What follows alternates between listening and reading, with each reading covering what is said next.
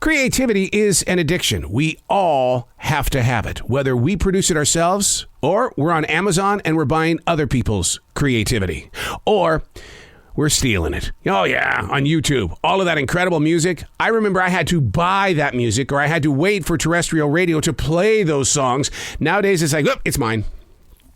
Unplugged, because we will always say yes to creativity. Totally uncut, because we all make mistakes. So turn it into a tool. This is Arroe Unplugged. I guess maybe I was a frustrated kid, because I thought that I lived with the meanest parents on the face of the planet. I really did, because I was constantly getting in trouble. But in looking back, I think I caused that trouble, and all they were trying to do was protect me. So at the age that I am today, I sit here and I wonder if I was misbehaving. If I was the one that put into play something that really wasn't right, that didn't agree with my parents, maybe it was to get their attention, because I was one of 8 children.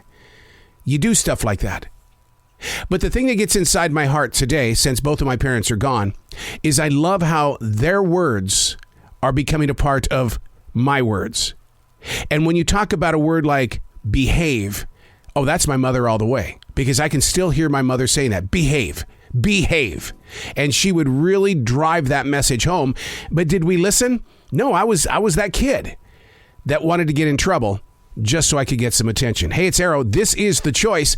This is what I was writing while the sun was waking up on a brilliant new day. And today we're reading from March 31st, 2023. In my morning prayers this morning, I did use that term that clearly seems pretty old-fashioned. We need to behave.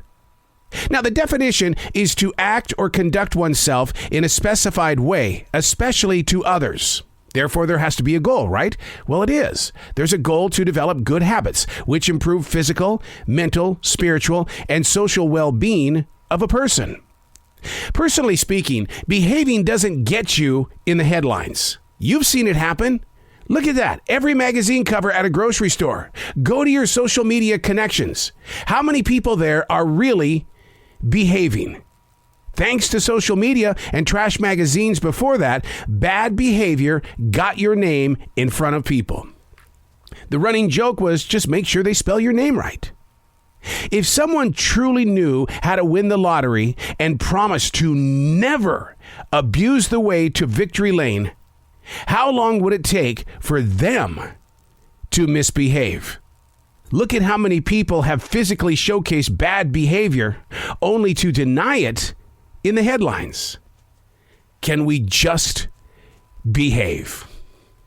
We all want to be that bad guy, that bad girl, someone who's a little bit rougher on the inside than they are on the outside, to hang out with the cool people. Even Fonzie on Happy Days. Did he really behave?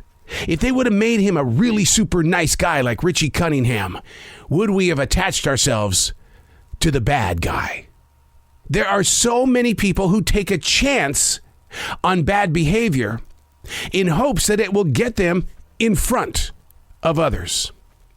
Dr. David once said to me, your problem isn't depression. Your problem is you've got an addiction to excitement. You want to be on that cliff every moment of every day, and you want to jump. That's where we need to start. We need to figure out what's putting you on that cliff. It was in that moment that I decided, maybe it is time to start keeping a journal, because I don't know the map to the cliff. I don't know how I got there or why I got there, because I was long gone away from my parents. It wasn't about getting attention anymore. Maybe it was about just getting ratings on the radio. Do something so people will talk about you.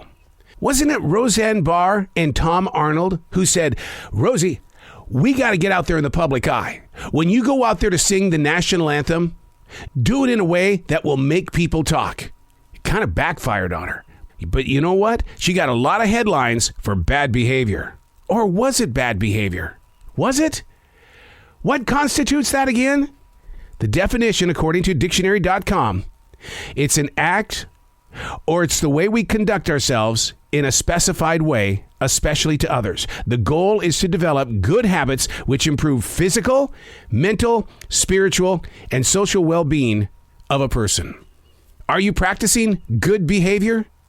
What about when you jump into church on Sunday? You doing good? You feel good? Because it says spiritual? How long does that last for you? Guys will always be guys, and we're learning that girls will also be girls.